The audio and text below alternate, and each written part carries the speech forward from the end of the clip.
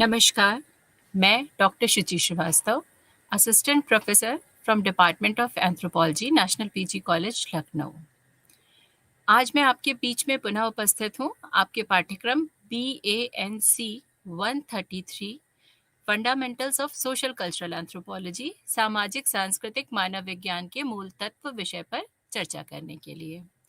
आज के अपने इस लेक्चर पे हम लोग 3 यूनिट्स को कवर करेंगे। इकाई 7, इकाई 8 और इकाई 9। इकाई 7 में आर्थिक, राजनैतिक और धार्मिक संस्थाओं के बारे में चर्चा की जाएगी। इकाई 8 में जेंडर और संस्कृति विषय सम्मिलित है और इकाई 9 में शास्त्रीय सिद्धांत। तो हम लोग इकाई 7 से शुरू करते हैं, जिसमें हम लोग आर्थिक, राजनैतिक और धार्मिक संस्थान विषय पर चर्चा करने जा रहे हैं। अब हम जब भी संस्थाओं की बात करते हैं तो हमेशा यही है कि 6 सामाजिक संस्थाएं ऐसी हैं जो सार्वभौमिक संस्थाएं हैं। परिवार, विवाह, नातेदारी, आर्थिक संगठन, राजनीतिक संगठन और धर्म। ये 6 ऐसी संस्थाएं हैं जो मानव समाज जहां से शुरू हुआ है, जहां से मानव का उद्भव हुआ है और आज तक जितनी तरह की स्टेजेस रही हैं और जितनी तरह की सोसाइटी हैं, सब में किसी ना किसी स्वरूप में ये संस्थाएं पाई जाती हैं। तो संस्था क्या है? संस्था अगर हम देखें तो कोई भी संस्था किसी उद्देश्य के साथ में स्थापित होती है, उसके अपने कुछ सदस्य होते हैं, उसके अपने कुछ नियम होते हैं, हर संस्था का अपना कुछ पदार्थिक पक्ष होता है। और अगर हम मैलिनोव्स्की के शब्दों में कहें तो एक संस्था के जो सदस्य हैं वो उसके उद्देश्य को हासिल करने के लिए उसके नियमों का पालन उसके सदस्य उसके नियमों का पालन करते हुए और पदार्थिक संस्कृति का उपयोग करते हुए कुछ क्रियाएं करते हैं, जिसका कि जो प्रभाव होता है वो प्रकार्य होता है। और ये प्रकार्य के संदर्भ में है संस्था का जो उद्देश्य था। तो कुल मिला के क्या है कि हर संस्था किसी ना किसी उद्देश्य के साथ स्थापित हुई है और उसके प्रकार्य उसी दिशा में हमें दिखाई देते हैं। तो जब हम आर्थिक संगठन की बात करते हैं तो आर्थिक संगठन या हम कहें कि आर्थिक संस्थाएं जो हैं वो आर्थिक उद्देश्यों की पूर्ति के लिए बनी हैं। अब जब हम आर्थिक संगठन की बात करते हैं तो इसमें 3 मुख्य पक्ष हो जाते हैं: उत्पादन, उपभोग और विनिमय। जब उत्पादन की बात आती है तो उसका अर्थ क्या हो जाता है कि जो भी प्राकृतिक संसाधन है उसको मानव उपयोग के लिए परिवर्तित करना, मतलब उस फॉर्म में उसे बदलना जिससे कि उसका मानव उपभोग कर सके। और क्यों? क्योंकि ये जो प्रोडक्शन है, जो उत्पाद हैं, ये आवश्यकताओं की पूर्ति कर सकें। अगर हम सरल समाजों में कहें तो जो आवश्यकताएं होती हैं वो सिर्फ खाना, पहनना, रहना यहाँ तक सीमित होती हैं। लेकिन जब हम जटिल समाजों की बात करते हैं तो यहाँ हमारी आवश्यकताएं खाने, पहनने, रहने से आगे बढ़ जाती हैं। जैसे कि अगर हमें देखा जाए तो हम लोग की बहुत सारी आवश्यकताएं हैं। हमें कंप्यूटर भी चाहिए, हमें टीवी चाहिए, हमें कार चाहिए, तो तरह-तरह की आवश्यकताएं हैं। तो जिस तरीके की हमारी आवश्यकताएं हैं, उसी के अनुसार ये उत्पादन किया जाता है। अब उत्पादन में अगर हम कहते हैं कि जो भी प्राकृतिक संसाधन है वो उपभोग योग्य बदले जा रहे हैं, तो उसमें मुख्य भूमिका क्या निभाती है? तकनीक या टेक्नोलॉजी। तो तकनीक किस प्रकार से प्रयोग की जा रही है उत्पादन के लिए, इसके आधार पे अगर हम आदिम समाजों को बांटें, हम प्रिमिटिव इकोनॉमी को, आदिम अर्थव्यवस्था को बांटें, तो हमें 6 तरह की दिखाई देती है। एक, खाद्य संग्रहण और शिकार। दूसरा, मत्स्यायन। तीसरा, पशुपालन। चौथा, बागबानी। पांचवा, स्थानांतरित कृषि। और छठा आपकी हो जाती है स्थायी कृषि। तो ये सारे जो प्रकार हमें दिख रहे हैं उत्पादन के, ये किस पर आधारित है? ये तकनीक पर आधारित है कि किस तरीके से, कौन सी तकनीक प्रयोग करके किस तरीके से प्राकृतिक संसाधन को उपभोग के लिए बदला जा रहा है वस्तुओं के रूप में। तो ये तो हमने सरल समाजों की बात की। हमने कहा कि जटिल समाजों में अन्य प्रकार की भी आवश्यकताएं सम्मिलित हैं। तो जैसी आवश्यकताएं हैं उसी के अनुसार उत्पादन किया जाता है। और इस उत्पादन का अर्थ क्या हो गया कि मतलब उत्पादन में जो एक दूसरा बहुत महत्वपूर्ण पक्ष क्या हो गया कि श्रम विभाजन क्या होगा, मतलब कौन क्या काम करेगा। तो ये समाज में जो रैंकिंग सिस्टम है, जो जिसकी प्रतिष्ठा है, जो उसकी स्थिति है, उसके अनुसार वो उस कार्य में लगा रहता है। जैसे कि अगर हम शिकार और खाद्य संग्रहण करने वाले समाजों की बात करें, तो वहाँ जो पुरुष होते हैं वो शिकार का काम करते हैं और जो महिलाएं और बच्चे होती हैं वो खाद्य संग्रहण का काम करते हैं। तो इस तरीके से वहाँ पे लेबर डिवीजन रहता है। अगर हम अपने हिंदू समाज की बात करते हैं तो यहाँ पे जाति व्यवस्था चली आई है और जाति के अनुसार लोग अलग-अलग व्यवसायों में लगे रहे हैं। तो ये रैंक पोजीशन इस पर डिपेंड करता है कि कौन व्यक्ति क्या कार्य करेगा। अब जो दूसरा महत्वपूर्ण पक्ष है हमें कहना चाहिए कि आर्थिक संगठन से संबंधित, तो वो क्या हो जाता है उपभोग। उपभोग में क्या आता है कि किसको क्या मिलेगा। तो ये किस पर निर्भर करता है कि क्या सामाजिक परिस्थिति है, क्या सांस्कृतिक नियम है, इसके आधार पर ये निश्चित होता है कि किसको क्या मिलेगा। अब लोग जो उपभोग करते हैं वो 2 उद्देश्यों के साथ में करते हैं। एक अस्तित्व को बनाए रखने के लिए और दूसरा प्रतिष्ठा के लिए। अस्तित्व को बनाए रखने के लिए जो उपभोग किया जाता है वो किसके लिए? खाने के लिए, पहनने के लिए, रहने के लिए, दवाओं के लिए। ये अस्तित्व के लिए उपभोग हो जाता है। और अगर हम सरल समाजों की बात करें, आदिम समाजों की बात करें, तो पहले ये निःशुल्क हुआ करता था। वो लोग जंगलों में रहते थे, अपने ढंग से वो शिकार करते थे, जो चीज़ें भी चाहे वो कलेक्ट कर सकते थे। लेकिन अब धीरे-धीरे क्या हो गया है कि इन जंगलों पर भी स्टेट का कंट्रोल हो गया है, जो राष्ट्र की सरकारें हैं, उनका कंट्रोल हो गया है। तो अब वो सब चीज़ें निःशुल्क हो, ऐसा नहीं रह गया है। तो जो दूसरा तरीका है, वो क्या है? पेड, मतलब कि कुछ भुगतान करके कंजम्पशन या उपभोग किया जाए। तो इसमें तरह-तरह से हो सकता है, किराया देकर भी हो सकता है या फिर विनिमय के द्वारा हो सकता है। तो भांति-भांति से ये उपभोग किया जा सकता है। अब जो हम प्रतिष्ठा के लिए उपभोग की बात करते हैं, तो उसमें जैसे कि विवाहों पर या हम कहें कि त्योहारों पर, अनुष्ठानों पर जो खर्चे किए जा रहे हैं, जो भी चीज़ें उपयोग की जा रही हैं, वो प्रतिष्ठा के लिए उपभोग हो जाता है। अब तीसरा जो महत्वपूर्ण पक्ष है आर्थिक संगठन का वो है विनिमय, मतलब लोगों तक चीज़ें कैसे पहुँचेंगी। तो विनिमय का अर्थ क्या हो जाता है? वस्तुओं और सेवाओं का लेन-देन। अगर हम आदिम समाजों की बात करें तो वहाँ पे 5 प्रकार के ये विनिमय होते हैं। एक है वस्तु विनिमय, जिसमें वस्तु के लिए वस्तु का लेन-देन होता है। मतलब यहाँ पर कोई भी विनिमय का माध्यम मुद्रा के रूप में नहीं प्रयोग होता है और ये जो वस्तु विनिमय है, वो प्रत्यक्ष रूप से भी हो सकता है और कभी-कभी क्या है कि जो भी 2 समाज हैं, उनके बीच में दुश्मनी है, वो आमने-सामने नहीं आना चाहते हैं, तो एक स्थान पर रख कर फिर वो अदला-बदली करते हैं, तो ये मूक अदला-बदली के रूप में भी हो सकता है। दूसरा है रेसिप्रोसिटी या परस्परता। तो जो रेसिप्रोसिटी या परस्परता है, ये संबंधों पर आधारित है। कि किस प्रकार के संबंध हैं, उसके अनुसार यहाँ पर लेन-देन होगा, जिसमें पहली है सामान्य परस्परता, जिसमें फॉर्मल रिलेशनशिप नहीं है। इसलिए कोई एक व्यक्ति दूसरे के लिए करता है, तो वो ये कभी नहीं सोचता है कि हमें तुरंत वापस मिले या हमें वापस मिले। लेकिन जब पहले को ज़रूरत होती है, तो दूसरा उसके लिए ज़रूर करता है। तो ये सामान्य परस्परता है। बैलेंस्ड रेसिप्रोसिटी या संतुलित परस्परता हो जाती है, जहाँ पर दोनों लोगों के बीच में फॉर्मल रिलेशन है कि एक कर ही रहा है दूसरे के लिए ये सोच के कि हमें इसका कुछ रिटर्न मिलेगा। तो इसमें लगभग बराबर का लेन-देन रहता है। फिर है नेगेटिव रेसिप्रोसिटी या नकारात्मक परस्परता।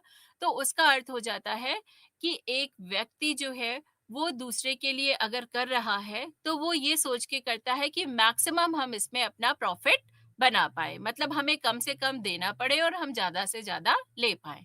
तो ये संबंधों पर आधारित है। तीसरा जो है प्रकार एक्सचेंज का हो जाता है पुनर्वितरण या रीडिस्ट्रीब्यूशन। इसमें क्या है, कुछ रैंक्ड सोसाइटीज जो होती हैं उसमें पुनर्वितरण दिखाई देता है कि कुछ लेवल से होकर चीजें ऊपर जाती हैं और फिर लेवल से होकर वापस नीचे आती हैं, इसीलिए इसे पुनर्वितरण कहते हैं कि पहले वितरण हुआ फिर वो वापस आया, दैट मीन्स पुनर्वितरण हुआ। जैसे कि अगर हम इनकम टैक्स पे करते हैं तो हम सेंट्रल गवर्नमेंट को डायरेक्ट इनकम टैक्स पे कर रहे हैं, फिर सेंट्रल गवर्नमेंट बजट के द्वारा राज्य सरकारों को उसी धन का आवंटन कर रही है और उस धन के द्वारा हमें बहुत सारी सुविधाएं राज्य सरकार प्रदान कर रही है। तो ये रीडिस्ट्रीब्यूशन या पुनर्वितरण है। फिर चौथा प्रकार हो जाता है सेरेमोनियल एक्सचेंज या अनुष्ठानिक विनिमय। तो इसमें क्या होता है कि ये सरल समाजों में अक्सर देखा गया है और इसमें जो डायरेक्ट पर्पस है वो कभी भी इकोनॉमिक या आर्थिक नहीं होता है। इसमें धार्मिक पर्पस होता है, सामाजिक संबंधों को बढ़ाना, प्रतिष्ठा को बढ़ाना, ये उसका डायरेक्ट पर्पस है। हाँ, इनडायरेक्ट ये हो सकता है कि एक बार सामाजिक संबंध बन जाए, प्रतिष्ठा हो बन जाए, तो उसके बाद में ट्रेड रिलेशंस बनाए जाए, लेकिन डायरेक्ट में ये नहीं आता है। तो इसका सबसे अच्छा एग्जाम्पल हो सकता है कि ट्रॉबियन आइलैंडर्स में कूला विनिमय जो देखा गया है, वहां पर रेड शेल से बना हुआ एक हार होता है और एक सफेद शेल से बना हुआ ब्रेसलेट होता है। उसको कूला वैल्यूएबल वो लोग बोलते हैं और उसका विनिमय सेरिमोनियली किया जाता है। वो इसका सबसे अच्छा उदाहरण हो सकता है। फिर आखिरी आता है मार्केट एक्सचेंज या बाजार विनिमय। तो बाजार विनिमय के लिए सबसे जरूरी चीज क्या हो जाती है कि वहां पे किसी स्थान का होना जरूरी है जहां पर चीजों का लेन देन किया जा सके। और इन बाजारों में जो विनिमय है उसका माध्यम मुद्रा प्रयोग की जाती है। अक्सर ट्राइबल सोसाइटीज में ये स्पेशल पर्पस मनी भी हो सकती है और हमारी अपनी मार्केट्स में ये क्या है, ये जनरल पर्पस मनी होती है, जैसे हमारा रुपया है, डॉलर है, ये सब इसमें सम्मिलित हो जाते हैं। तो इस प्रकार से ये हमारा आर्थिक संगठन हो गया। अब हम आते हैं राजनैतिक संस्थाओं की तरफ। तो राजनैतिक संस्थाओं का उद्देश्य क्या है? समाज में नियंत्रण को बनाए रखना, social control and social order को मेंटेन करना। क्यों? क्योंकि हम मतलब मनुष्य एक सामाजिक प्राणी है, हम लोगों के बीच में रहते हैं और जहां पर भी लोग हैं वहां पर हमेशा ही कुछ ना कुछ विवाद और इन सब की संभावनाएं होती हैं। तो उनको रोकने के लिए या उनको सुलझाने के लिए कोई ना कोई व्यवस्था जरूर होती है हर समाज में, और वही वो उसका पॉलिटिकल इंस्टीट्यूशन या राजनीतिक संस्था हो जाती है। तो ये जो राजनीतिक संस्थाएं हैं वो प्राधिकार का प्रयोग करते हैं इस सोशल ऑर्डर और कंट्रोल को मेंटेन करने के लिए। प्राधिकार क्या है? शक्ति का वैध प्रयोग प्राधिकार कहलाता है। ठीक है, पार होना अलग बात है, लेकिन जब तक उसकी लेजिटिमेसी नहीं होगी तब तक हम उसको अथॉरिटी के फॉर्म में डिफाइन नहीं कर सकते हैं। अब जो प्राधिकार है और जो उसका प्रयोग राजनीतिक संस्थाओं में कैसे हो रहा है, समाजों में कैसे हो रहा है, उसके हिसाब से समाज दो प्रकार के हो सकते हैं, राज्य समाज और राज्य विहीन समाज। राज्य समाज जिसमें कि केंद्रीय प्राधिकार पाया जाता है, कि मतलब अलग अलग अगर हम कहें कि अलग अलग क्षेत्रों में हो सकता है कि लीडरशिप किसी अलग अलग लोगों की हो, लेकिन सेंट्रलाइज की पूरे क्षेत्र में अगर मिलाकर देखा जाए तो कोई ना कोई एक केंद्रीय प्राधिकार जरूर होता है। जैसे अगर हमारा भारत है तो यहाँ पर अलग अलग स्टेट में चीफ मिनिस्टर हैं, अलग अलग स्टेट गवर्नमेंट्स हैं, लेकिन सेंट्रलाइज अथॉरिटी किसकी हो जाती है? Central government and prime minister की। तो जिनका की प्राधिकार पूरे भारतवर्ष के ऊपर है। तो ये समाज क्या होते हैं? स्टेट सोसाइटी होती है, राज्य समाज। और स्टेटलेस सोसाइटी जहां पर इस तरीके का कोई भी केंद्रीय प्राधिकार नहीं पाया जाता है। अब यहाँ पर हम लोग चार तरह के पॉलिटिकल सिस्टम्स की चर्चा करेंगे। जो चार तरह की राजनीतिक व्यवस्थाएं हैं वो है band, linear system, chiefdom and kingdom. तो बैंड क्या है कि अक्सर कुछ ट्राइब्स जो कि शिकार और खाद्य संग्रह करती हैं, वो उसमें लोग छोटे छोटे ग्रुप्स, वृंद, बैंड बनाकर रहते हैं और उसी में वो घूमते रहते हैं और जहां भी उन्हें भोजन मिलता है वो वहां पर उसको प्राप्त करते हैं, और जब वहां मिलना बंद हो जाता है तो वो वहां से दूसरी जगह चले जाते हैं। इस तरीके से वो लोग खाना बदोशी जीवन बिताते हैं। तो यहाँ पे क्या होता है कि हर बैंड का अपना एक नेता होता है, अपना एक लीडर होता है, जो कि उसकी आयु या उसकी योग्यता के अनुसार होता है। तो यहाँ पर जो उस लीडर है किसी बैंड का, उसकी जो अथॉरिटी है, उसका जो प्राधिकार है, वो सिर्फ उसके बैंड तक सीमित होता है, पूरी ट्राइब पर नहीं होता है। इसलिए ये स्टेटलेस सोसाइटीज होती हैं। इसका एग्जाम्पल हो सकता है अफ्रीका के बुशमैन, हॉटेंटॉट। फिर दूसरा आता है लीनियज सिस्टम। इसमें क्या है कि समाज कुछ यूनिलीनियर डिसेंट सेगमेंट्स में बटा होता है, एक रेखीय वंशानुक्रम खंडों में बटा हुआ होता है। और यहाँ पर जब भी कोई विवाद होता है तो उसको जो सुलझाया जाता है वो बराबर के जो सेगमेंट्स होते हैं सोशली और पॉलिटिकली, उनके लेवल पे इन झगड़ों को निपटाया जाता है। इसीलिए इसे सेगमेंट्री लीनियर सिस्टम भी कहते हैं। तो यहाँ पर भी कोई केंद्रीय प्राधिकार नहीं है जिसकी हर सेगमेंट के ऊपर अथॉरिटी हो, इसलिए ये भी स्टेटलेस सोसाइटी हो जाती है। फिर इसका एग्जाम्पल हो सकता है नुअर, अफ्रीका के जो नुअर ट्राइब है। फिर आता है चीफडम। इसमें क्या होता है कि कुछ गांवों के ऊपर या कम्युनिटीज में के ऊपर एक चीफ होता है। उस चीफ की अथॉरिटी कई गांव या कम्युनिटीज के ऊपर होती है और वही सारा जो पॉलिटिकल मैटर्स हैं वो ही देखता है अपने क्षेत्र में। लेकिन पूरे क्षेत्र के ऊपर, पूरी ट्राइब के ऊपर उसकी अथॉरिटी हो, ऐसा नहीं होता है। तो ये भी स्टेटलेस सोसाइटी हो जाती है। इसका एग्जाम्पल क्वाकी उतल हो सकते हैं। फिर आखिरी आता है किंगडम। किंगडम में क्या होता है कि पूरे क्षेत्र के ऊपर एक राजा होता है जिसकी अथॉरिटी होती है और यहाँ पे पॉलिटिकली ऑर्गेनाइज्ड कम्युनिटी होती है ये किंगडम। तो यहाँ पे क्या है, एक केंद्रीय प्राधिकार है, इसलिए किंगडम स्टेट सोसाइटीज होती हैं। और इसका एग्जाम्पल अगर हम ट्राइब वाइज कहें तो जूलू ट्राइब इसका एग्जाम्पल हो सकती है। तो ये कुछ हमारे राजनीतिक संगठन हो गए के बारे में बातें हो गई। अब हम आते हैं धार्मिक संस्था पे। तो अगर हम धर्म की बात कहें तो धर्म क्या है, परालौकिक शक्तियों में विश्वास है। अब ये विश्वास दो तरह से हो सकता है, उसका हमें कहना चाहिए कि एक्सप्रेशन दो फॉर्म में दिखाई देता है कि कुछ जगहों पे है कि जो परालौकिक शक्तियां हैं उनको नियंत्रित करने का प्रयास किया जाता है जिससे कि वो हमारे लाभ में योगदान दे सकें। तो जहां पर उन्हें नियंत्रित करने का प्रयास किया जा रहा है तो वो जादू है, मैजिक है।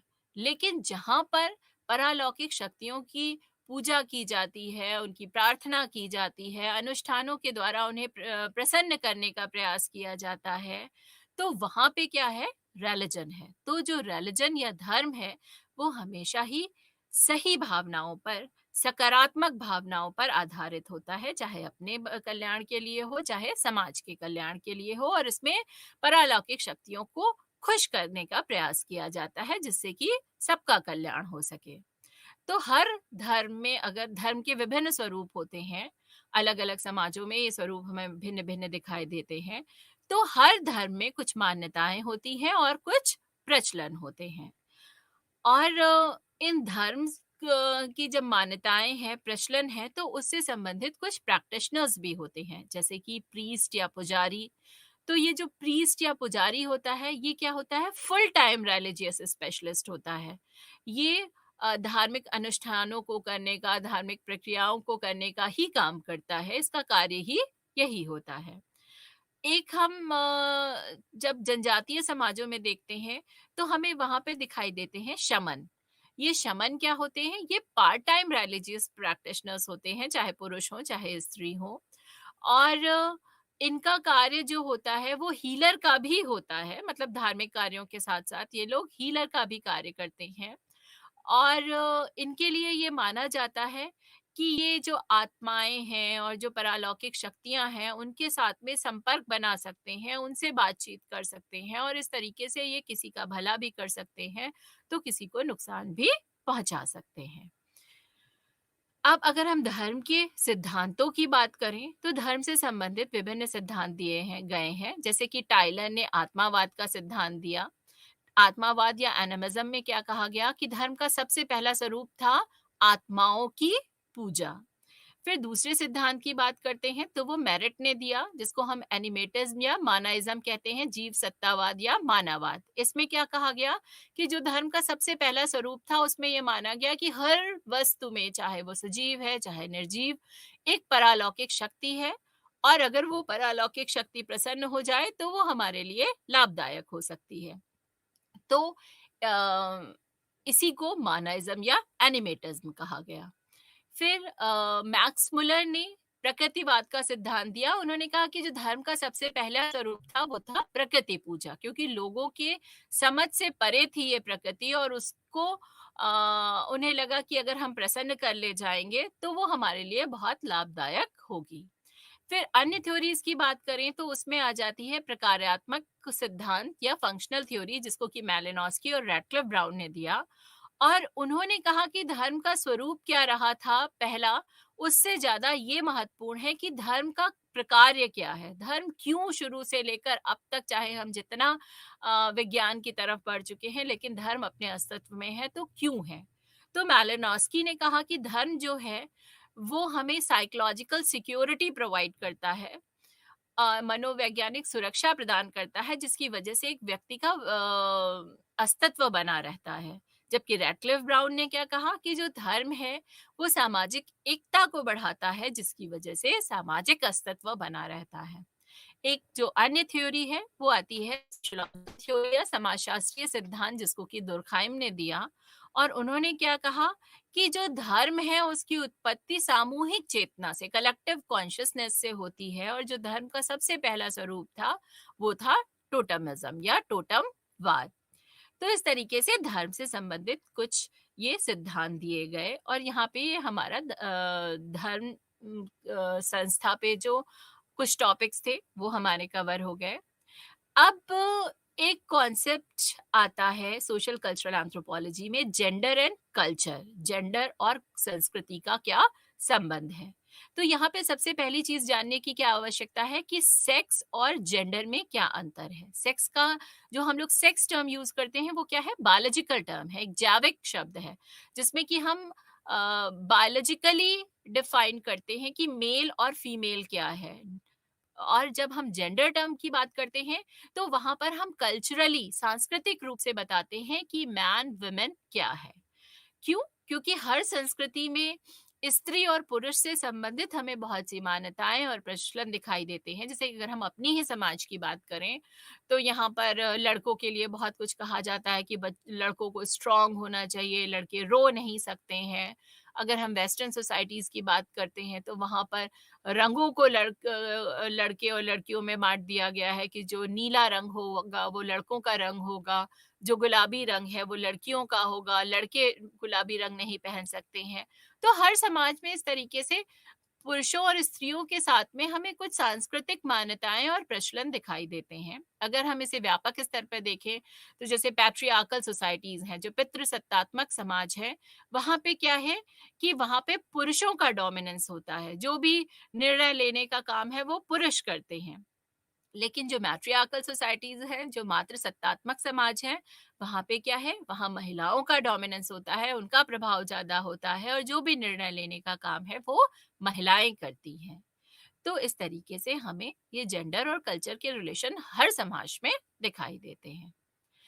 अब जब हम थ्योरेटिकल पर्सपेक्टिव्स पे आते हैं तो सबसे पहली चीज आती है कि एंथ्रोपोलॉजी में या मानव विज्ञान में क्या तुलनात्मक पद्धतियां रही हैं, क्या कंपैरेटिव मेथड्स रहे हैं। तो सबसे पहली चीज तो हम कहेंगे कि अगर हमें एक वैज्ञानिक अध्ययन करना है तो हमें तीन बातें उसमें आवश्यक हो जाती हैं। एक, ऑब्जर्वेशन या अवलोकन, दूसरा एक्सपेरिमेंट या परीक्षण, और तीसरा कंपैरिजन या तुलना। लेकिन जहां पर भी सामाजिक विज्ञान है वहां पर एक्सपेरिमेंट या परीक्षण संभव नहीं हो पाता है, क्योंकि हम मानव पे सामाजिक रूप से परीक्षण कर सकें ऐसा सामान्यतः पॉसिबल नहीं होता है। तो जब हम सोशल साइंसेज या सामाजिक विज्ञानों की बात करते हैं तो यहाँ पर वैज्ञानिक अध्ययन के लिए दो बातें महत्वपूर्ण हो जाती हैं। एक है अवलोकन और दूसरा हो जाता है तुलना। तो तुलना या कंपैरिजन की बात कहें तो एंथ्रोपोलॉजी में जो प्रारंभिक दौर था तो उसमें जो आर्म चेयर एंथ्रोपोलॉजिस्ट थे वो उन्होंने तुलनात्मक पद्धति का प्रयोग शुरू किया था, लेकिन उनकी जो पद्धति थी वो बहुत साइंटिफिक या वैज्ञानिक नहीं थी। जैसे कि टाइलर ने जब रिलीजन के इवोल्यूशन की थ्योरीज दी, विकास के सिद्धांत दिए, तो उन्होंने सबसे नीचे के स्तर पर आत्मावाद या एनिमिज्म को रखा, उसके ऊपर के स्तर पे पॉलीथीज्म या बहुदेववाद को रखा, और सबसे ऊपर के स्तर पे उन्होंने एकेश्वरवाद या मोनोथीज्म को रखा। तो यहाँ पर उन्होंने तुलना के आधार पे इन स्टेजेस को बताया। क्यों? क्योंकि वो बायस्ड अप्रोच के साथ काम कर रहे थे और खुद वेस्टर्न स्कॉलर थे, इसलिए उन्होंने सबसे ऊपर की स्टेज पे मोनोथीज़्म को रखा, जो कि वेस्टर्न सोसाइटी में था, और सबसे नीचे की स्टेज में एनिमिज़्म को रखा, क्योंकि वो ट्राइबल सोसाइटीज़ में प्रेवलेंट था। तो क्या ये सही है? नहीं है, क्योंकि आज भी जब हम उत्विकास के जो उच्च स्तर पे हैं, वहाँ पर भी अगर हम देखते हैं, तो हमें ये सभी प्रकार के धर्म दिखाई देते हैं। तो हम इनको स्टेजेस में तुलना करके कैसे बाँट सकते हैं? तो जो आरंभिक दौर में कंपैरिज़न्स किए गए, वो बहुत साइंटिफिक नहीं थे। लेकिन फिर धीरे-धीरे सोशल कल्चरल एंथ्रोपोलॉजी में हम लोग क्रॉस कल्चरल कंपैरिज़न्स करने लगे, और इन क्रॉस कल्चरल कंपैरिजंस का पर्पस क्या हो गया कि हम विभिन्न समाजों एवं संस्कृतियों की तुलना करते हैं, ये जानने के लिए कि क्या क्या चीजें समान हैं और क्या चीजें भिन्न हैं, और क्यों हैं, और इन समानताओं और भिन्नताओं का क्या प्रभाव पड़ रहा है उन समाजों के ऊपर। तो ये बाद की अवस्था में हम लोग इस तरीके के अध्ययन करने लगे हैं, जिसमें कि हम वैज्ञानिक पद्धतियों का प्रयोग अब करते हैं। अब आता है उद्विकास के सिद्धांत। मानव शास्त्र में उद्विकास के सिद्धांत।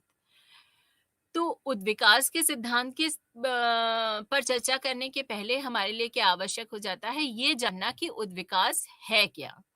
उद्विकास का अर्थ हो जाता है किसी भी व्यवस्था में निरंतर जो परिवर्तन, मतलब निरंतर कंटिन्यूअस फॉर्म में जो परिवर्तन आ रहे हैं, और ये जो परिवर्तन है वो लगातार समय के साथ आते हैं, एक स्टेज के बाद एक स्टेज, दूसरी स्टेज, इस तरीके से स्टेज आफ्टर स्टेज के रूप में आते हैं, और ये कंटिन्यूअस निरंतर चलने वाली प्रक्रिया रहती है। इसमें कोई भी आकस्मिक परिवर्तन हो जा रहा है तो उसको हम इवोल्यूशन नहीं कहते हैं, कि अचानक से कोई क्रांति हो जा रही है तो हम उसे उद्विकास में सम्मिलित कर लें, वो नहीं है। ये एक निरंतर चलने वाली प्रक्रिया है, और इसमें दूसरी बात खास क्या है कि ये कहा गया कि एक स्टेज के बाद दूसरी स्टेजेस आती जाती हैं, इस तरीके से ये उत्परिवर्तन होता है, सॉरी, उद्विकास होता है। तो अब आता है कि कल्चरल इवोल्यूशन क्या है, या सांस्कृतिक उद्विकास क्या है। तो सांस्कृतिक उद्विकास का अर्थ क्या हो गया कि जो समाज है और जो संस्कृति है, उसमें समय के साथ में क्रमिक परिवर्तन आए हैं, जिसका परिणाम हम देख सकते हैं कि जो हमारा वर्तमान समाज है, इसी को हम सांस्कृतिक उद्विकास कहते हैं। अब अगर हम मानव विज्ञान और सांस्कृतिक उद्विकास के संबंध की बात करें, तो जहाँ से मानव विज्ञान शुरू हुआ है, वहाँ से हम लोग ने सांस्कृतिक उद्विकास का अध्ययन आरंभ किया है। क्यों? क्योंकि वो दौर था जब डार्विन ने अपनी ऑर्गेनिक एवोल्यूशन की थ्योरी दी थी। तो पैरेलली क्या हुआ कि जितने भी सोशल साइंटिस्ट थे, उन्होंने भी ये कहा कि जैसे ऑर्गेनिज्म में एवोल्यूशन हुआ है, उसी तरीके से जो समाज और संस्कृति है, उसमें भी एवोल्यूशन हुआ है। अब अगर हम कहते हैं कि समाज और संस्कृति में भी उद्विकास हुआ है, तो ये अध्ययन एंथ्रोपोलॉजी का ही स्टार्टिंग का सब्जेक्ट मैटर हुआ करता था, और वहाँ पे जो अध्ययन किए गए, या कह लीजिए कि जो इवोल्यूशन से रिलेटेड जो थ्योरीज दी गई, उसको हम दो कैटेगरीज में बांट सकते हैं। पहला है क्लासिकल इवोल्यूशन, और दूसरा आ जाता है नियो इवोल्यूशन। क्लासिकल इवोल्यूशन या और दूसरा neo evolution. Classical evolution theory की अगर हम बात करते हैं, तो ये 19वीं शताब्दी में जो सोशल थ्योरिस्ट थे, वेस्टर्न सोशल थ्योरिस्ट थे, उन्होंने सबसे पहले ये सिद्धांत दिया, और इसमें जो मुख्य नाम आते हैं वो हैं बेकोफेन, मैकलेनन, मॉर्गन, टाइलर, फ्रेजर, इन सब के नाम आते हैं। और जब हम कहते हैं कि क्लासिकल इवोल्यूशन, तो इसके जो मुख्य बातें हैं, जो इसके मेन पॉइंट्स हैं, वो क्या रहे कि क्लासिकल इवोल्यूशन में कहा गया कि चाहे हम पूरी संस्कृति की बात करें, या हम सामाजिक संस्थाओं की बात करें, सभी का जो उद्विकास हुआ है वो एक रेखीय क्रम में हुआ है। मतलब एक के बाद एक स्टेजेस आई हैं, और वो जो स्टेजेस आई हैं वो ऑल ओवर वर्ल्ड एक जैसी आई हैं, कि अगर हम कहते हैं भारत में, अमेरिका में, अफ्रीका में, कहीं पर भी, यूरोप में, कहीं पर भी, जो स्टेजेस रही हैं वो हमेशा एक जैसी रही हैं। तो इसी को उन्होंने यूनिलीनियर एवोल्यूशन कहा कि एक जैसी स्टेजेस आई और एक के बाद एक स्टेजेस आई। इसको उन्होंने एक रेखीय उद्विकास या यूनिलीनियर एवोल्यूशन कहा है। तो ये जो एवोल्यूशन है उन्होंने कहा कि स्टेजेस वाइज चल रहा था। तो इसमें जो ये स्टेजेस थी वो कैसे थी? सरल से जटिल की तरफ थी, समानता से असमानता की तरफ थी और कहना चाहिए अनिश्चितता से निश्चितता की तरफ ये स्टेजेस बढ़ती चली गई। अब अगर हम कहते हैं कि जो स्टेजेस हैं उन्हें कैसे पता लगाया जाए, तो इसके बारे में जो क्लासिकल इवोल्यूशनिस्ट हैं उन्होंने क्या कहा कि हम अ, ऐतिहासिक व्याख्याओं के द्वारा हम इन स्टेजेस के बारे में बता सकते हैं। लेकिन यहाँ पे खास बात क्या है कि जो ऐतिहासिक व्याख्याएं उन्होंने दी उनको उन्होंने तुलनात्मक पद्धति के आधार पर दिया। कौन सी तुलनात्मक पद्धति? जो हमने बताया कि स्टार्टिंग के जो आर्म चेयर एंथ्रोपोलॉजिस्ट थे वो यूज कर रहे थे। मतलब इन्होंने यहाँ पे प्रमाणों के आधार पर, साक्ष्यों के आधार पर ये हिस्टोरिकल एक्सप्लेनेशंस नहीं दिए। उन्होंने जो वर्तमान समाज है उनसे तुलना करते हुए और फिर इन स्टेजेस को खाली बताया। और इसमें उन्होंने क्या काम किया कि जो भी अर्लियर स्टेजेस थी, है ना, जो आरंभिक अवस्थाएं थी, उसके लिए उन्होंने आदिम समाजों के एग्जाम्पल्स को फिट कर दिया। और जो कहना चाहिए अपर मोस्ट स्टेजेस रही, जो हाईएस्ट स्टेजेस रही विकास की, उस पे उन्होंने किसको सेट कर दिया? उसमें उन्होंने अपनी वेस्टर्न सोसाइटी को फिट कर दिया। तो इस तरीके से जो इनके कंपैरेटिव मेथड्स थे वो बहुत साइंटिफिक मेथड्स नहीं थे। अब आता है कि इन्होंने कहा कि हर जगह एक जैसी स्टेजेस रही ऑल ओवर द वर्ल्ड। तो ये जो सिमिलैरिटीज थी कल्चर्स में, मतलब संसार की सभी संस्कृतियों में जो समानता थी, उसका कारण उन्होंने बताया पैरेलल इन्वेंशन, समानांतर रूप से आविष्कार और खोजें हो रही थी। और इस समानांतर आविष्कार और खोजों का कारण उन्होंने क्या बताया? साइकिक यूनिटी ऑफ मैनकाइंड, कि जो मानव है उसका जो मस्तिष्क का विकास हो रहा था वो हर जगह एक तरीके से हो रहा था। इसलिए उसके सोचने समझने की जो क्षमता थी वो हर जगह एक जैसी थी। इसीलिए हर जगह एक जैसे आविष्कार हुए और इसीलिए हर जगह एक जैसी कल्चरल स्टेजेस डेवलप हुई, ऐसा क्लासिकल एवोल्यूशनिस्ट ने कहा। फिर अगर हम देखते हैं कि क्लासिकल एवोल्यूशन में उन लोगों ने जो समानताओं की बात कही है, तो कहीं पर फिर उन्होंने कल्चरल डाइवर्सिटी को डिस्कस ही नहीं किया है। जो सांस्कृतिक भिन्नताएं हैं उसका कोई स्थान हमें इस एक रेखीय उद्विकास क्रम में नहीं दिखाई देता है। और हमने आपको जो बात बताई कि जो उन्होंने लोएस्ट स्टेजेस पे प्रिमिटिव सोसाइटीज के एग्जाम्पल को फिट किया, तो उसके लिए उन्होंने एक टर्म यूज किया, सर्वाइवल। उन्होंने कहा कि जो आरंभिक अवस्थाएं हैं ये उन्हीं के सर्वाइवल अभी तक चले आ रहे हैं। तो ये कुछ मुख्य बिंदु थे जो क्लासिकल इवोल्यूशन की थ्योरी में हमें दिखाई दिए। अब जब हम क्लासिकल इवोल्यूशन की थ्योरी एंथ्रोपोलॉजी में बात करते हैं तो दो नाम बहुत इंपॉर्टेंट हो जाते हैं, मॉर्गन और टाइलर।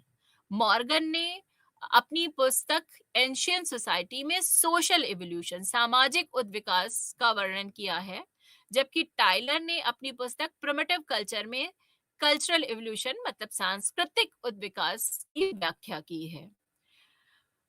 और जो मॉर्गन है उन्होंने सोशल इवोल्यूशन को एक्सप्लेन करने के लिए सामाजिक संस्थाओं में हुए उद्विकास का वर्णन किया है, जैसे कि परिवार, विवाह, नातेदारी, आर्थिक राजनीतिक संगठन में होने वाला उद्विकास।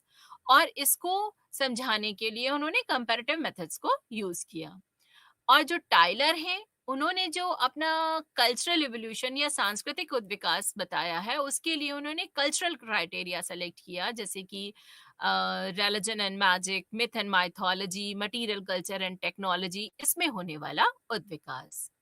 और दोनों ही ये मानते थे कि इवोल्यूशन जो है वो यूनिलीनियर, एक रेखीय क्रम में हुआ है। और उन्होंने 3 स्टेजेस बताई हैं ऑल ओवर वर्ल्ड इवोल्यूशन की, सेवेजरी, बार्बरिज्म एंड सिविलाइजेशन। और उन्होंने कहा ये पूरे विश्व पे ये स्कीम लागू होती है। यहाँ पे सेवेजरी का संबंध खाना बदोशी जीवन से है और जो बार्बरिज्म है उसका संबंध सेटल्ड लाइफ से है। और जो सिविलाइजेशन है उसका संबंध अर्बन लाइफ या शहरी जीवन से हो जाता है। तो उन्होंने कहा कि सिंपल से कॉम्प्लेक्स की तरफ ये उद्विकास हुआ है, लेकिन दोनों में एक अंतर रहा कि जो मॉर्गन है उन्होंने जो स्टेजेस हैं, अर्लियर स्टेजेस हैं जिसको हम कहते हैं सेवेजरी बार्बरिज्म, इसमें भी फर्दर सब डिविजन्स दिए हैं।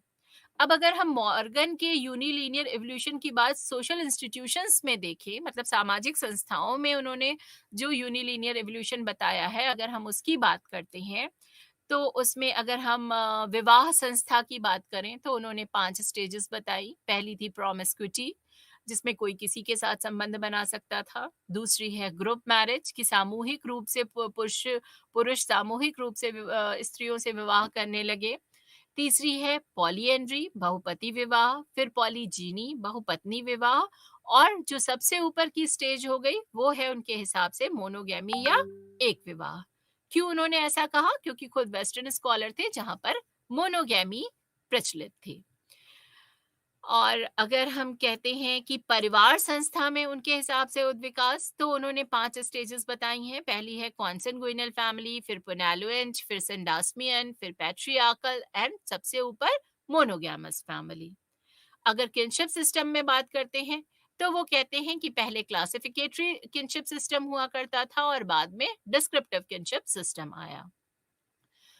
अब अगर हम टाइलर्स के यूनिलीनियर एवोल्यूशन सांस्कृतिक क्षेत्र में देखते हैं तो इसका सबसे अच्छा उदाहरण क्या हो सकता है कि धर्म के क्षेत्र में, जो उन्होंने बताया कि धर्म का विकास 3 स्टेजेस में हुआ है, एनिमिज्म, पॉलीथीज्म एंड मोनोथीज्म। मतलब सबसे पहली स्टेज क्या थी? आत्मावाद, आत्माओं की पूजा। फिर दूसरी स्टेज रही पॉलीथीज्म, बहुदेववाद या बहुत से देवी देवताओं की पूजा। और तीसरी जो अपर मोस्ट स्टेज है वो है मोनोथीज्म, एक ईश्वरवाद।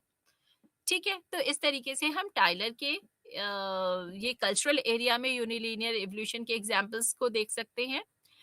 फिर अब जब हम मॉर्गन एंड टाइलर की बात करते हैं तो दोनों ने ही माना कि जो यूनिलीनियर एवोल्यूशन है उसका कारण क्या रहा? पैरेलल इन्वेंशंस, की समानांतर रूप से इन्वेंशंस हो रहे थे। तो ओवरऑल जो क्लासिकल एवोल्यूशन थ्योरी है उसमें क्या कहा गया कि जो भी समाज है, जो भी संस्कृति है या सामाजिक संस्थाएं हैं, सभी का उद्विकास एक रेखीय क्रम में हुआ है।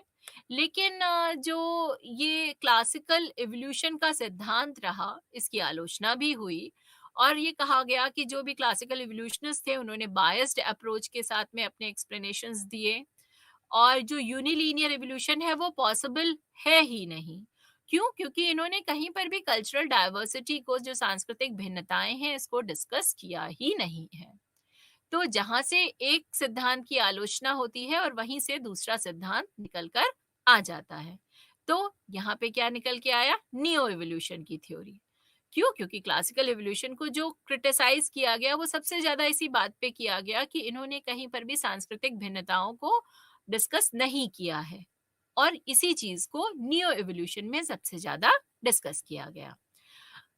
जो न्यू एवोल्यूशनिस्ट हैं उसमें जो मुख्य नाम आते हैं वो हैं Leslie White, Julian Steward, V Gordon Childe, इनके नाम मुख्य रूप से आते हैं।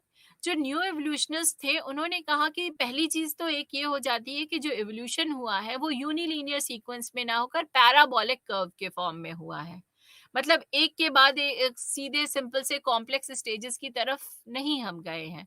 उन्होंने कहा कि पहले एक स्टेज आती है, फिर उससे भिन्न एकदम दूसरी स्टेज आती है, फिर पहली स्टेज रिपीट होती है लेकिन मॉडिफाइड फॉर्म में। जैसे कि अगर हम कहें शुरुआती दौर में लोगों का जो जमीन थी उस पे क्या थी? कॉमन ओनरशिप थी। पूरे पूरे जंगल पे पूरे पूरे ग्रुप का की ओनरशिप हुआ करती थी। कोई कहीं पर भी शिकार करे, खाद्य संग्रहण करे, खेती बाड़ी करे।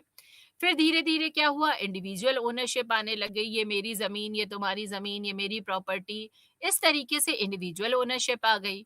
लेकिन फिर आज के दौर में हम क्या देखते हैं कि कोई भी कंपनी खुलती है, कुछ भी होता है, उसमें शेयर्स होते हैं। दैट मीन्स फिर से कॉमन ओनरशिप आ रही है। तो पहली स्टेज रिपीट हो रही है लेकिन कैसे? मॉडिफाइड फॉर्म में। तो इन्होंने कहा कि जो उद्विकास है वो पैराबोलिक कर्व के रूप में हुआ है। फिर अब हम अलग अलग कंट्रीब्यूशन की बात करें तो जो लेस्ले ए वाइट हैं उन्होंने बेसिकली यूनिवर्सल इवोल्यूशन की थ्योरी दी। जो लेस्ले वाइट थे, वो डॉक्ट्राइन ऑफ कल्चरल डिटर्मिनिज्म में विश्वास रखते थे और वो संस्कृति के होलिस्टिक रूप में विश्वास करते थे। दोनों ही बातें थी। तो उन्होंने जो अपनी कल्चरल इवोल्यूशन की थ्योरी दी, वो अपनी book the science of culture में दी। लेस्ले वाइट ने क्या कहा कि हर कल्चर जो होती है वो एक सिस्टम के फॉर्म में होती है, एक व्यवस्था के रूप में कार्य करती है। और जब हम इस सिस्टम की बात करते हैं तो इसमें 3 स्ट्रेटास या 3 लेयर्स होते हैं। सबसे नीचे होता है टेक्नोलॉजिकल सबसिस्टम, उसके ऊपर होता है सोशियोलॉजिकल सबसिस्टम और सबसे ऊपर होता है आइडियोलॉजिकल एंड फिलोसॉफिकल सबसिस्टम। उन्होंने क्या कहा कि जो टेक्नोलॉजिकल सबसिस्टम है उसमें हम जो भी संस्कृति का मटेरियल एस्पेक्ट है, पदार्थिक पक्ष है और जो तकनीक है उसको सम्मिलित करते हैं। और जो सोशियोलॉजिकल सबसिस्टम है उसमें सामाजिक संस्थाएं आ जाती हैं, जैसे कि परिवार है, विवाह है, नातेदारी है, ये सब आ जाते हैं। और जो आइडियोलॉजिकल एंड फिलोसफिकल सबसिस्टम है उसमें उन्होंने आइडियोलॉजीज एंड फिलोसफीज को सम्मिलित किया, जैसे कि विचार क्या है, मूल्य क्या है, नैतिकताएं क्या है, विश्वास क्या है, ज्ञान क्या है, नियम क्या है, इन सबको सम्मिलित किया। और उन्होंने कहा ये जो आइडियोलॉजिकल एंड फिलोसफिकल सबसिस्टम है ये किसी भी समाज के जो साहित्य है, जो कला है, संगीत है, उन सब में जाकर ये रिफ्लेक्ट होता है। अब जो आगे की बात कहते हैं लेस्ले वाइट, वो क्या कहते हैं कि ये जो भी सब सिस्टम्स हैं, जो भी उन्होंने सिस्टम्स बताए एक संस्कृति के, मतलब जो स्ट्रेटास या लेयर्स की बात उन्होंने की है, उन्होंने कहा ये सब आपस में न केवल संबंधित है बल्कि एक दूसरे पर निर्भर भी करती हैं। जिसमें से टेक्नोलॉजिकल सिस्टम जो है वो संस्कृति का निर्धारक है, डिटर्मिनेंट ऑफ कल्चर है। क्यों? क्योंकि उन्होंने कहा कि किसी भी संस्कृति की तकनीक में जब कोई परिवर्तन आता है, टेक्नोलॉजिकल सब सिस्टम में परिवर्तन आता है, तो उसका तुरंत प्रभाव सामाजिक जीवन पे, सामाजिक व्यवहारों पे, सामाजिक संस्थाओं पे, सामाजिक क्रियाओं पे पड़ता है।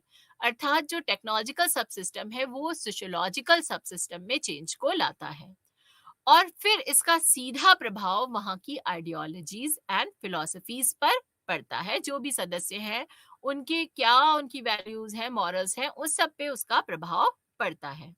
तो इस तरीके से वो क्या कहते हैं कि जो सोशियोलॉजिकल सब सिस्टम है वो क्या है, वो टेक्नोलॉजिकल सब सिस्टम का फंक्शन है और जो फिलोसफिकल एंड आइडियोलॉजिकल सब सिस्टम है वो टेक्नोलॉजिकल सब सिस्टम का एक्सप्रेशन है। तो कुल मिला के क्या है कि जो टेक्नोलॉजिकल सब सिस्टम है वो इंडिपेंडेंट वेरिएबल है, वो किसी पर निर्भर नहीं कर रहा है, लेकिन उसमें अगर कोई परिवर्तन आ रहा है तो बाकी दोनों सब सिस्टम्स को ये प्रभावित कर रहा है। तो बाकी दोनों क्या हो गए, डिपेंडेंट वेरिएबल हो गए। तो उन्होंने कहा ये जो कल्चरल स्कीम है ये यूनिवर्सल है, वो दुनिया की हर संस्कृति पर ये लागू होती है। फिर उन्होंने कहा कि ये जो टेक्नोलॉजी है वो न केवल संस्कृति का निर्धारण कर रही है बल्कि जो सांस्कृतिक कहना चाहिए उद्विकास है उसको भी प्रदर्शित करती है। कैसे?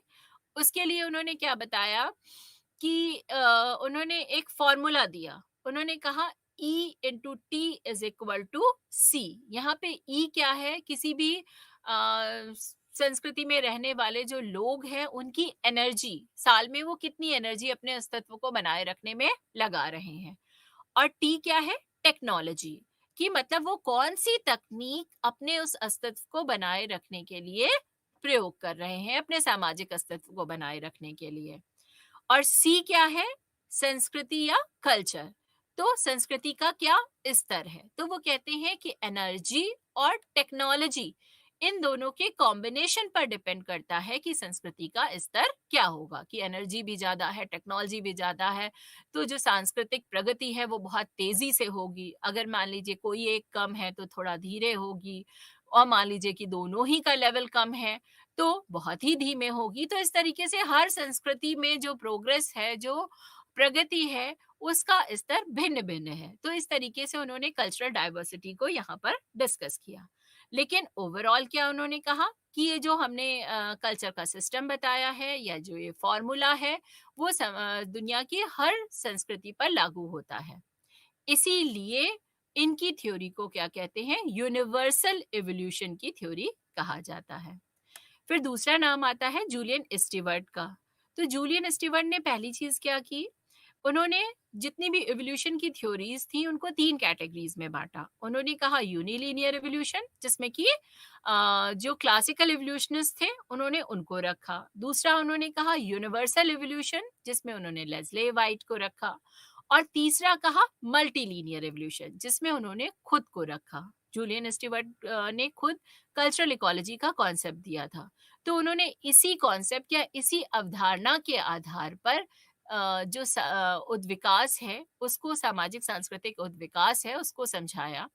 उन्होंने कहा कि जो संस्कृति है उसका निर्माण पर्यावरण के साथ अनुकूलन के द्वारा होता है। तो जहाँ पर अलग अलग पर्यावरणीय स्थितियां हैं तो वहां पर उद्विकास की दिशा भिन्न भिन्न होगी।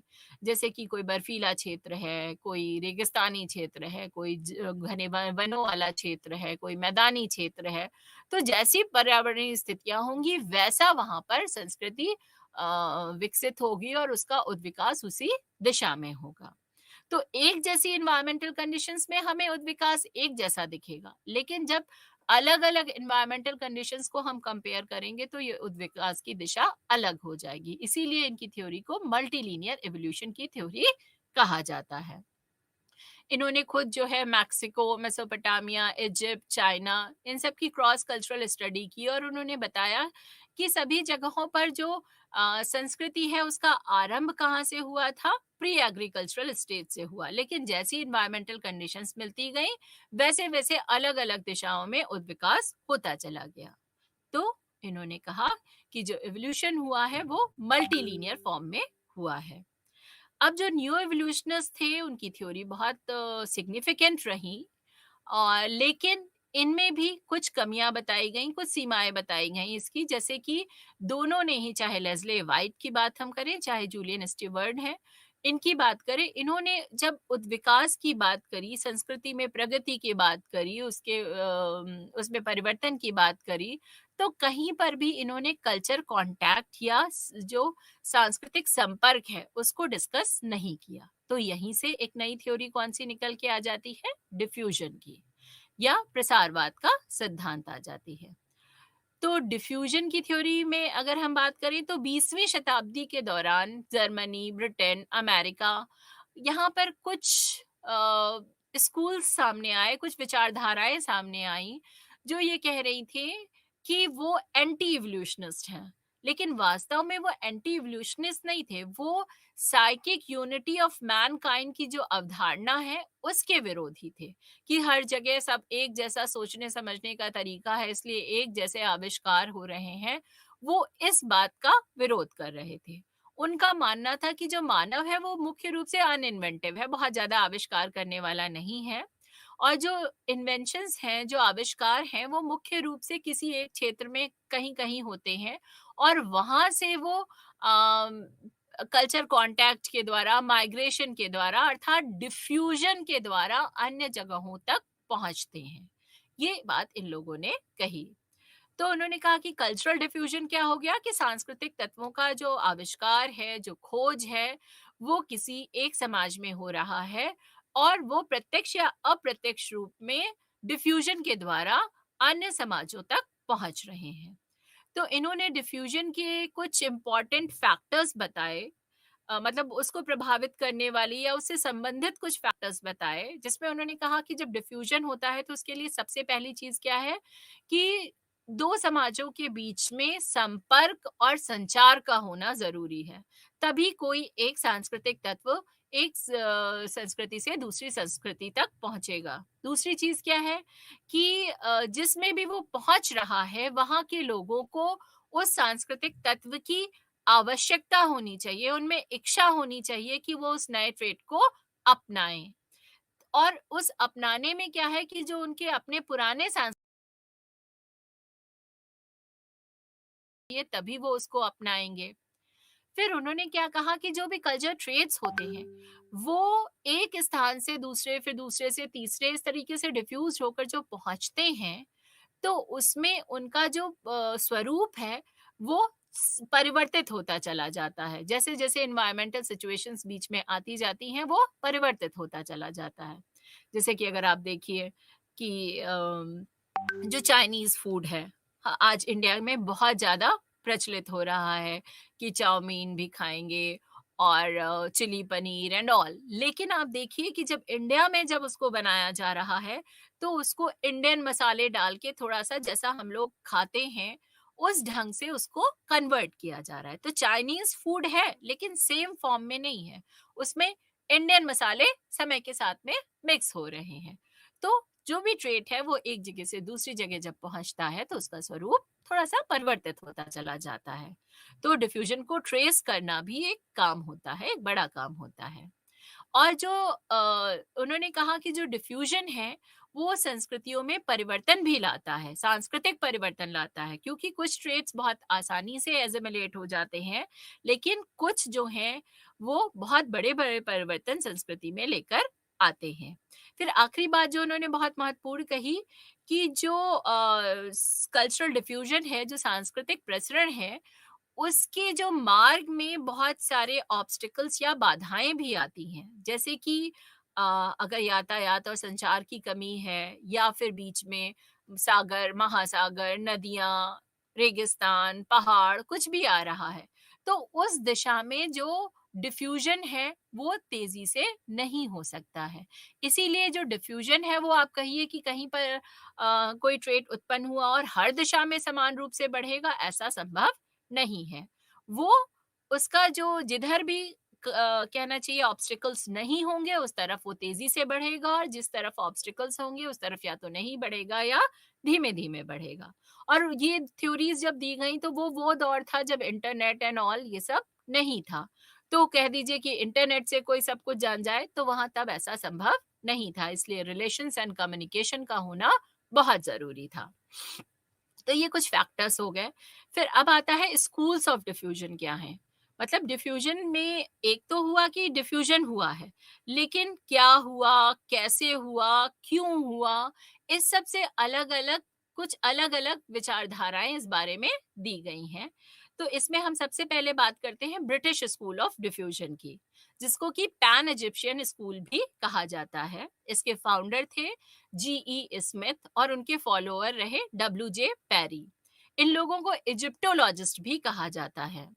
क्यों? क्योंकि इन्होंने कहा कि जो भी कल्चर और सिविलाइजेशन से रिलेटेड ट्रेड्स हैं, जो भी कल्चर ट्रेड्स हैं, उन सब की उत्पत्ति सिर्फ इजिप्ट में हुई है, मिस्र में हुई है और वहीं से ये डिफ्यूज्ड होकर संसार के अन्य भागों में पहुंचे हैं, जैसे कि सन वॉरशिप है, किंगशिप है, क्राउन सेरेमनी है, imagination of composite God and deities है, एग्रीकल्चर है, use of gold and silver है। इन सब के लिए उन्होंने कहा कि इन सब का आविष्कार सिर्फ इजिप्ट में या मिस्र में हुआ और वहीं से ये संसार के अन्य भागों में पहुंचे हैं। तो जो भी सिविलाइजेशन है, जो भी हम देखते हैं, सब की उत्पत्ति वहीं से हुई है। That means Egypt was the only culture cradle, इनके हिसाब से ऐसा था। तो जो ब्रिटिश एवोल्यूशनिस्ट ब्रिटिश डिफ्यूजनिस्ट थे, उनको काफी क्रिटिसाइज भी किया गया। अगर देखा जाए तो ब्रिटिश स्कूल ऑफ डिफ्यूजन काफी एंथ्रोपोलॉजी की हिस्ट्री में काफी बाद में आया और सबसे पहले डिसअपियर हो गया। क्यों? क्योंकि जो ब्रिटिश डिफ्यूजनिस्ट थे उनको एक्सट्रीम डिफ्यूजनिस्ट कहा गया। उन्होंने सिर्फ कहा कि इजिप्ट में ही सिर्फ सारे सिविलाइजेशन के ट्रेड्स डेवलप हुए हैं और वहीं से और जगहों पे पहुंचे हैं, तो इजिप्ट में ही क्यों डेवलप हुए इसका कोई उनके पास साइंटिफिक प्रूफ नहीं है। उन्होंने कहा ईश्वर ने उस स्थान का चयन किया, तो इसका कोई साइंटिफिक आधार नहीं था। और जो अन्य कमियां रही इनके स्कूल में वो क्या थी कि इन्होंने मटेरियल ट्रेड्स के जो डिफ्यूजन है उसको एम्फेसाइज किया, लेकिन non material aspect of culture को इग्नोर किया है। तो ये इनकी कमियां रही। फिर हम आते हैं जर्मन स्कूल ऑफ डिफ्यूजन।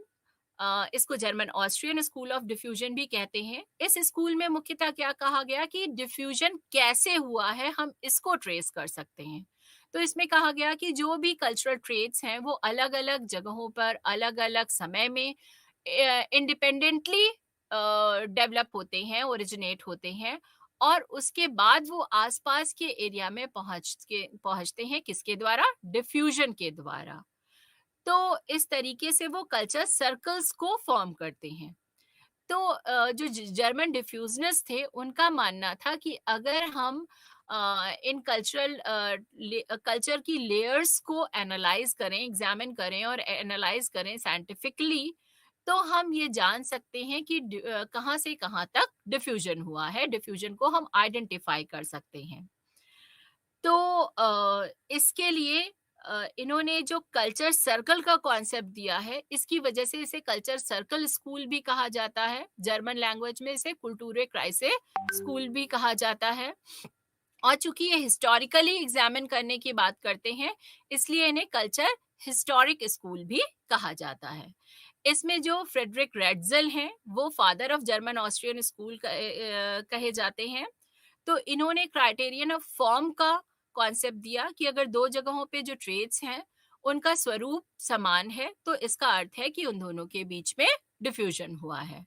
जो ग्रैबनर थे वो मेन लीडर माने जाते हैं कल्चर सर्कल स्कूल के, और उन्होंने criteria of quality and criteria of quantity दिया। उन्होंने कहा कि दो संस्कृतियों के बीच में अगर हमें किसी तत्व के गुणों में समानता दिखाई दे रही है तो डिफ्यूजन है, और ये और ज्यादा पुख्ता किस बात से हो जाता है? अगर अन्य तत्वों में भी हमें वो समानता दिखाई देती है, तो निश्चित ही है कि दोनों के बीच में डिफ्यूजन हुआ है।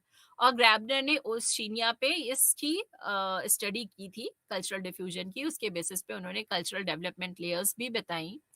फिर इसमें लास्ट आते हैं फादर W. H. Smith, जो कि ग्रैबनर के फॉलोअर थे, और उन्होंने भी इसी डिफ्यूजन पर आधारित कल्चर सर्कल पर आधारित डिफ्यूजन पर अध्ययन किए, और उन्होंने 4 तरह के कल्चर सर्कल्स बताए: primary, primitive, primary, secondary and tertiary. Primitive, primary, secondary and tertiary, 4 तरह के कल्चर सर्कल्स उन्होंने बताए हैं। लेकिन जो जर्मन डिफ्यूजनिस्ट थे उनको क्रिटिसाइज किस बात पे किया गया कि उन्होंने ये तो बताया कि हम डिफ्यूजन कैसे हुआ है इसको ट्रेस कर सकते हैं, लेकिन ये नहीं बताया कि डिफ्यूजन क्यों हुआ है। तो उसका जवाब देने के लिए जो सामने आए वो था अमेरिकन स्कूल ऑफ डिफ्यूजन। जो अमेरिकन स्कूल ऑफ डिफ्यूजन था उसमें ये कहा गया कि जो डिफ्यूजन हुआ है वो इमिटेशन के प्रोसेस के द्वारा हुआ है, और इसको अगर हमें पता लगाना है तो उसके लिए इन्होंने मेथोडोलॉजी दी culture area approach. Culture area approach के द्वारा उन्होंने कहा कि न केवल हम डिफ्यूजन कहाँ से कहाँ तक हुआ है इसका पता लगा सकते हैं, बल्कि क्यों हुआ है इसका भी पता लगा सकते हैं। तो कल्चर एरिया क्या है? वो भौगोलिक क्षेत्र जिसमें कि सांस्कृतिक समानताएं पाई जाती हैं उसको कल्चर एरिया कहा जाता है। अब जब हम अमेरिकन स्कूल ऑफ डिफ्यूजन की बात करते हैं तो उसमें मुख्य नाम आता है फ्रांस बोयस का। उन्होंने कहा कि हमें क्या करना चाहिए, ये देखना चाहिए कि हर ट्रेड को हमें एक एक ट्रेड को एनालाइज करना चाहिए हिस्टोरिकल पर्सपेक्टिव में, कि कहाँ उसका ओरिजिन हुआ और किन परिस्थितियों में वो आगे बढ़ा और कहाँ तक आगे बढ़ा। दैट मीन्स एक एक ट्रेड लेकर और हिस्टोरिकल पर्सपेक्टिव में देखना चाहिए, तब हम जान पाएंगे कि डिफ्यूजन कैसे हुआ और कहाँ तक हुआ है। और इनकी ये जो अप्रोच थी इसको हिस्टोरिकल पर्टिकुलरिज्म कहा गया। इसमें इन्होंने कोई तुलनात्मक आधार पे हिस्ट्री को जानने का नहीं प्रयास किया। इन्होंने कहा हमें वास्तविक हिस्ट्री तक, वास्तविक इतिहास तक पहुंचना पड़ेगा अगर हमें डिफ्यूजन को जानना है। तो इसके बाद जो नाम आता है वो है क्लार्क विस्लर का। उन्होंने कल्चर एरिया अप्रोच को डेवलप किया जिसमें उन्होंने 3 कॉन्सेप्ट दिए: कल्चर एरिया, कल्चर सर्कल और मार्जिनल कल्चर्स। कल्चर एरिया में कल्चर सेंटर, कल्चर सेंटर वो क्षेत्र हो जाता है जहां पर कोई भी ट्रेड डेवलप होता है और वहां से ही वो पूरे एरिया में पहुंचता है। और मार्जिनल कल्चर्स 2 कल्चर एरियाज के बाउंड्री लाइन वाला एरिया हो जाता है। जो क्लार्क विस्लर थे उन्होंने खुद अपने इस पर आधारित काफी अध्ययन किए। नॉर्थ अमेरिका में 10 कल्चर एरियाज बताए, साउथ अमेरिका में 4 बताए और कैरिबियन क्षेत्र में 1 कल्चर एरिया बताया, और इस तरीके से उन्होंने अपने अध्ययन किए। और लास्ट नाम आता है क्रोबर का, जो कि फ्रांस बोयस के फॉलोअर थे और कल्चर एरिया अप्रोच के बहुत बड़े सपोर्टर थे।